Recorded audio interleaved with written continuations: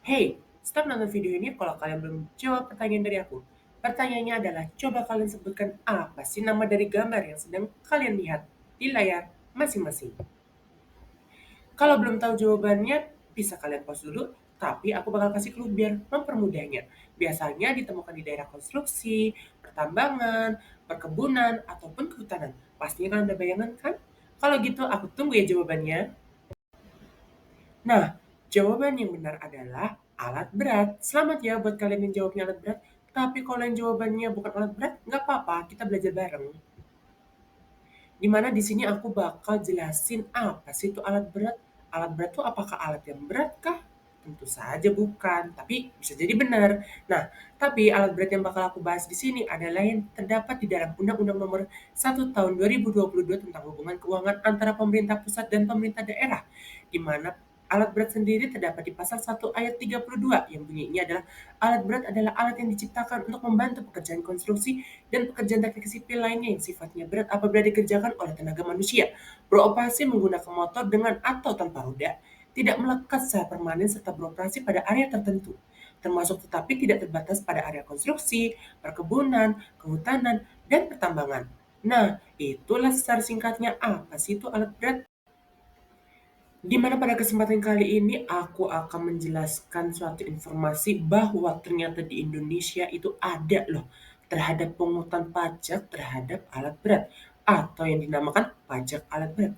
Nah, pajak alat berat sendiri ini kalian udah pernah dengar atau belum? Kalau buat yang belum pernah dengar ataupun masih awam apa itu pajak alat berat, di sini aku akan membahas materi yaitu dengan judul Analisis Pajak Alat Berat terhadap Mekanisme dan Kepatuhan Wajib Pajak di Kalimantan Timur dengan saya sendiri dan Suara Sumasono NIM E1A023034 dengan harapan akan memberikan informasi tambahan wawasan terbaru buat kalian semua. Di mana pada awalnya untuk melihat materi ini adalah dengan melihat latar belakang asal-usul pajak alat berat. Pajak alat berat terdapat pada Undang-Undang Nomor 1 Tahun 2022 pada pasal 1 ayat 31 dengan berbunyi pajak alat berat yang selanjutnya disingkat PAB adalah pajak atas kepemilikan dan atau penguasaan alat berat. Dengan subjek yang memiliki ataupun menguasai alat berat itu ialah orang pribadi atau badan hukum. Nah, sebuah informasi bahwa pengaturan alat berat itu ada karena putusan Mahkamah Konstitusi nomor 15 garing PUU strip 15 garing 2017 tentang uji material Undang-Undang nomor 28 tahun 2009 tentang pajak daerah dan retribusi daerah atau disingkat UU PDRD. Nah, dengan di mana putusan MK tersebut diajukan oleh penggugat yang menyatakan alat berat tidak lagi diletakkan sebagai definisi kendaraan bermotor berdasarkan Undang-Undang PDRD. Nah, dikabulkannya permohonan tersebut itu berkaitan loh dengan putusan Mahkamah Konstitusi nomor 3 garing PUU strip 13 garing 2015 tentang pasal 47 ayat 2 huruf E bagian C Undang-Undang Nomor 22 Tahun 2009 tentang Lalu Lintas dan Angkutan Jalan atau disingkat UU LLAJ.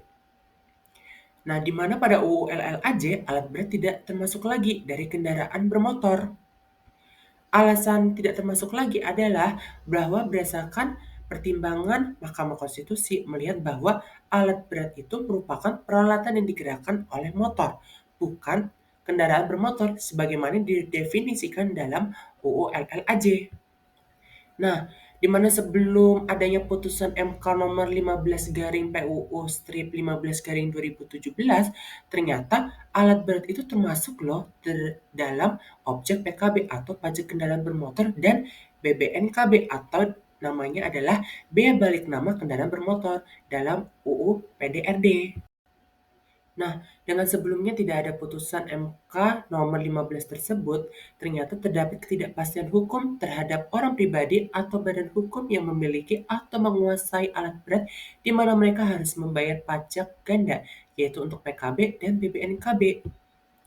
Ketidakpastian hukum tersebut timbul dari definisi alat berat sendiri karena terdapat dua definisi yang saling bertolak belakang, yaitu pada UU LLAJ, alat berat tidak termasuk kendaraan bermotor. Namun, pada UU PDRD, alat berat termasuk kendaraan bermotor, sehingga hal tersebut menimbulkan kebingungan pastinya. Oleh karena itu, putusan MK nomor 15 garing PUU strip 15 garing 2017 pada UU PDRD bahwa alat berat sudah tidak lagi termasuk kendaraan bermotor. Oleh karena itu, rumusan masalah pada pembahasan kali ini adalah yang pertama, bagaimana pengaturan pajak alat berat berdasarkan Undang-Undang Nomor 1 Tahun 2022 terhadap pengaturan PAB di daerah Provinsi Kalimantan Timur. Dan yang kedua, bagaimana kepatuhan wajib pajak alat berat di daerah Provinsi Kalimantan Timur.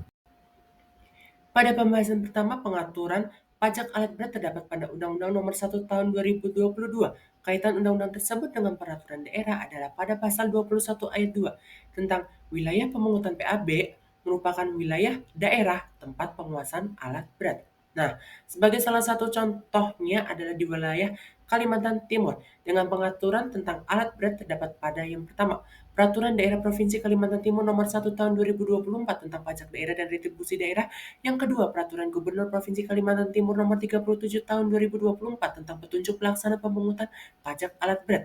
Yang ketiga, Peraturan Gubernur Daerah Kalimantan Timur Nomor 2 Tahun 2025 tentang dasar pengenaan pajak alat berat tahun 2024, di mana tarif PAB sebesar 0,2%. Yang berikutnya ternyata terdapat pengecualian terhadap pemungutan pajak alat berat sendiri, yaitu objeknya yang pertama itu meliputi alat berat yang dimiliki atau dikuasai pemerintah pusat, pemerintah daerah, dan Tentara Nasional Indonesia atau Kepolisian Negara Republik Indonesia. Yang kedua, alat berat yang dimiliki dan atau dikuasai kedutaan, konsultan, perwakilan negara asing dengan asas timbal balik dan lembaga internasional yang memperoleh fasilitas pembebasan pajak dari pemerintah pusat, di mana dalam Peraturan Gubernur Kalimantan Timur Nomor 37 Tahun 2024, setiap wajib pajak alat berat wajib mendaftarkan objek pajaknya. Nah, pendaftaran objek PAB sendiri itu harus diisi dengan jelas, benar, lengkap, serta ditandatangani wajib pajak ataupun kuasanya untuk memberikan kejelasan siapa yang memiliki ataupun yang menguasai.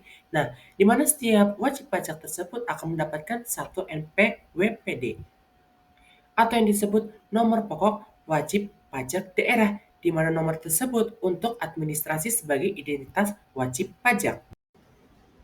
Tentunya terdapat beberapa hal yang harus diperhatikan, bahwa pemungutan PAB itu dilarang dengan cara diborongkan.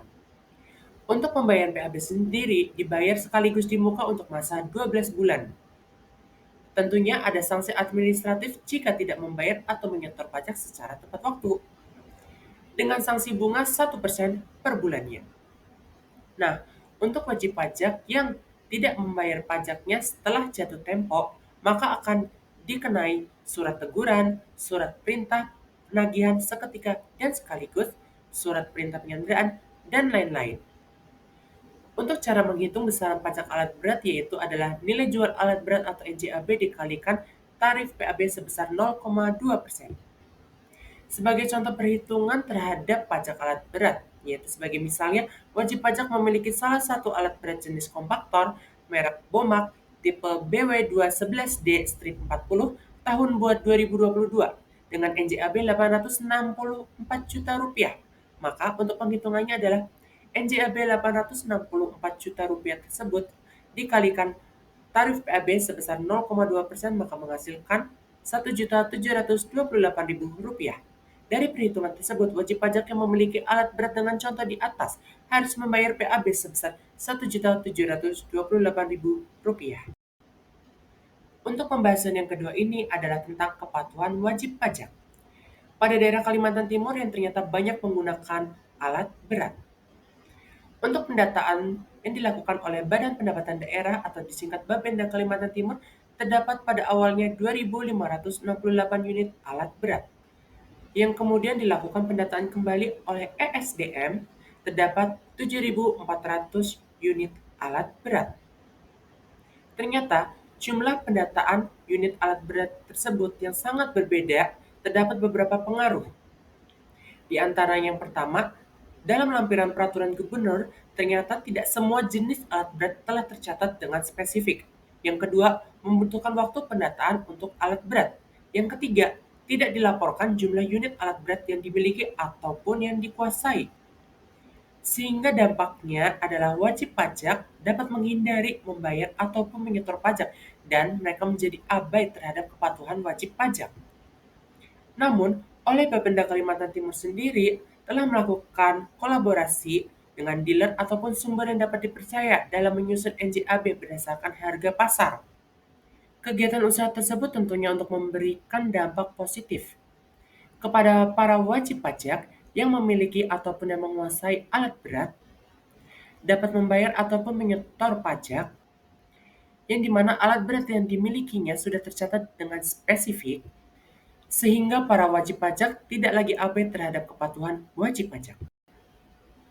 Sampai pada kesimpulan bahwa pengaturan pajak alat berat dalam Undang-Undang Nomor 1 Tahun 2022 memberikan kebebasan kepada daerah untuk menentukan kebijakan pemungutan pajaknya, seperti daerah Kalimantan Timur terhadap pengaturan pemungutan pajak alat berat yang diatur tersendiri dalam peraturan daerah dan peraturan Gubernur Kalimantan Timur, di mana pengaturan tersebut memberikan pengaruh untuk wajib pajak dapat mengetahui prosedur pembayaran dan aturan serta sanksi yang didapatkan dari tidak membayar ataupun menyetor pajak sebelum jatuh tempo. Namun, tantangan terhadap kepatuhan wajib pajak dengan terkait data lampiran alat berat pada NJAB di daerah Kalimantan Timur yang ternyata masih kurang lengkap untuk spesifikasinya, sehingga terdapat kemungkinan wajib pajak dapat menghindari membayar ataupun menyetor pajak, yang mana PAB sendiri termasuk salah satu pendapatan daerah untuk membantu perkembangan kemajuan daerah. Serta tindakan abai yang dilakukan oleh wajib pajak dengan tidak melaporkan kepemilikan ataupun penguasaan alat berat yang dimilikinya menjadi suatu hambatan untuk mendapatkan data secara akurat terkait alat berat tersebut. Sehingga saran yang dapat diberikan adalah sebagai upaya yang dapat dilakukan untuk cara kerjasama antara pemerintah daerah, yaitu pemungutan PAB, dengan dealer ataupun sumber terpercaya untuk mempercepat pengumpulan data alat berat. Yang kemudian adanya inovasi pembuatan aplikasi digital dapat membantu arsip pendataan keterangan oleh wajib pajak sehingga transparansi menjadi jelas. Dan membuat tim pengawasan untuk meningkatkan pengawasan transparansi data alat berat. Cukup sekian yang dapat saya sampaikan. Mohon maaf apabila terdapat kesalahan kata. Terima kasih atas perhatiannya. Mohon maaf lahir dan batin.